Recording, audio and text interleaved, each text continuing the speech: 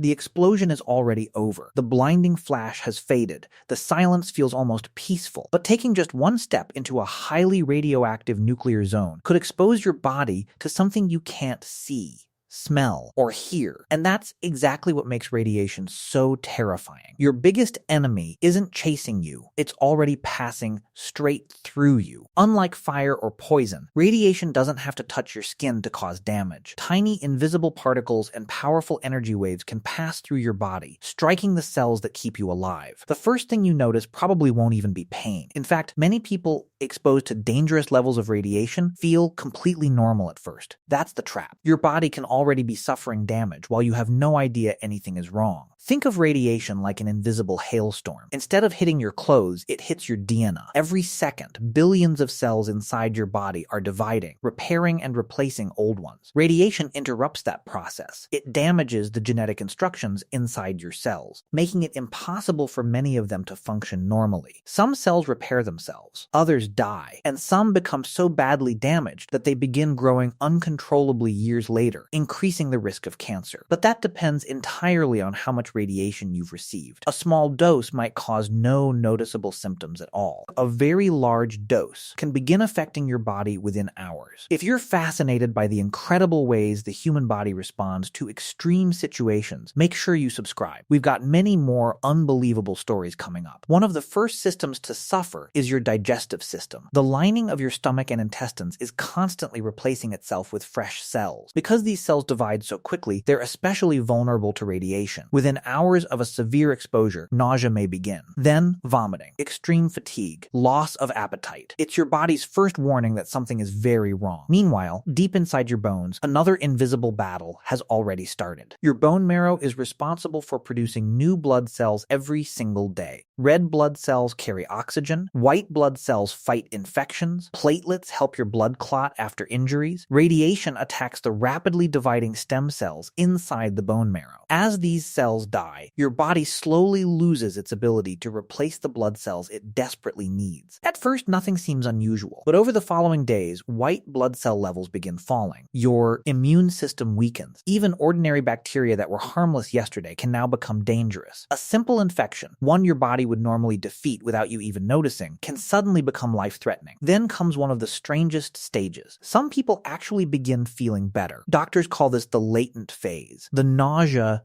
eases. Energy partially returns. It almost feels like recovery, but it's an illusion. Inside the body, radiation damage is still progressing. Cells continue dying. Organs continue struggling. The calm hides the storm that's still building. The skin also begins telling its own story. If exposed to intense radiation, areas of skin may first become red, almost like severe sunburn. Hours or days later, swelling can appear, then blistering. In some cases, the skin begins peeling away because the cells responsible for repairing it have been destroyed. Unlike an ordinary burn caused by heat, a radiation burn starts from damage happening deep inside living tissue, and that makes treatment far more difficult. Meanwhile, hair follicles among the fastest growing cells in the body also become easy targets. Days or weeks after heavy exposure, hair may begin falling out in large amounts, not because the hair itself is damaged, but because the cells producing new hair have stopped working. Every symptom traces back to the same invisible attack. Radiation doesn't hunt organs individually. It targets the cells that grow and divide the fastest. And unfortunately, those are some of the most important cells your body has. As the hours pass, the invisible damage spreads throughout the body. One of the hardest hit areas is the immune system. Inside your bones, the bone marrow is responsible for producing millions of new blood cells every second. White blood cells defend you against bacteria and viruses, red blood cells carry oxygen throughout your body, and platelets help stop bleeding after even the smallest cut.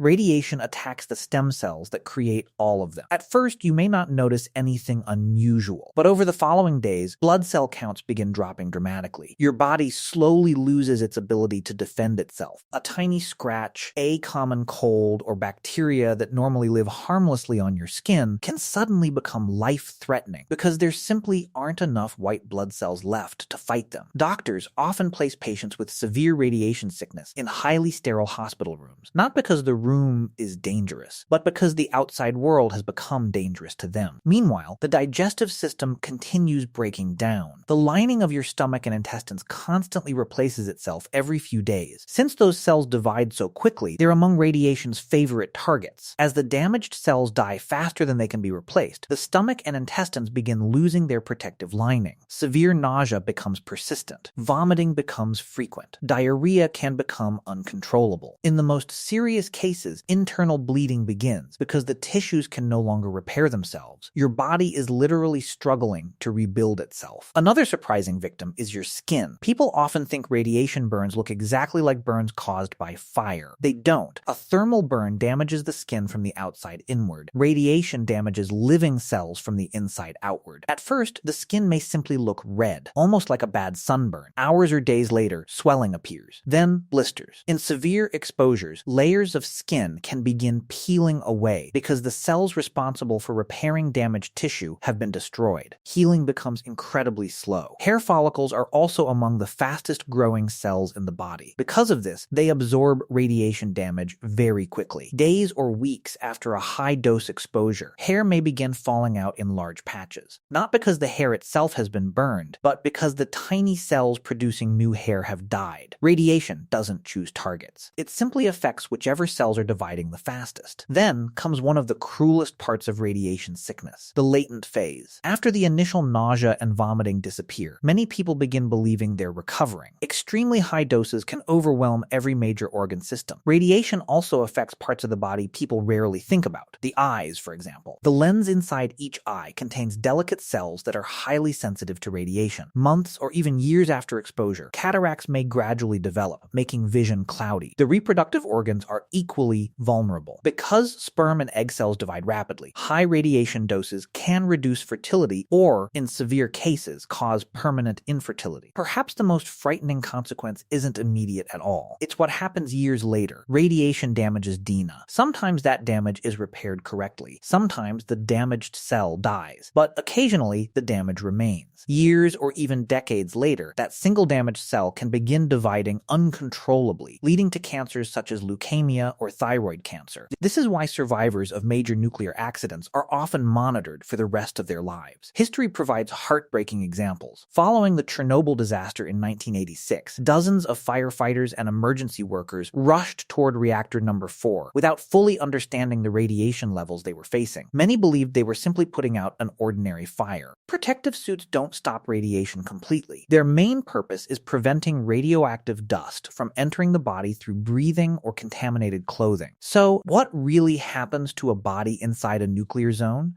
You don't instantly collapse, you don't glow green, and you certainly don't gain superpowers. Instead, invisible radiation quietly damages your DNA, destroys rapidly growing cells, and slowly weakens the systems your body depends on most. It's one of the few dangers on Earth that can begin harming you long before you even realize it's there. And that's exactly what makes radiation one of nature's most silent and most terrifying killers. If you enjoyed uncovering the real science behind one of the world's most dangerous environments, don't forget to subscribe. There are many more unbelievable stories about history, science, and the human body waiting in the next video.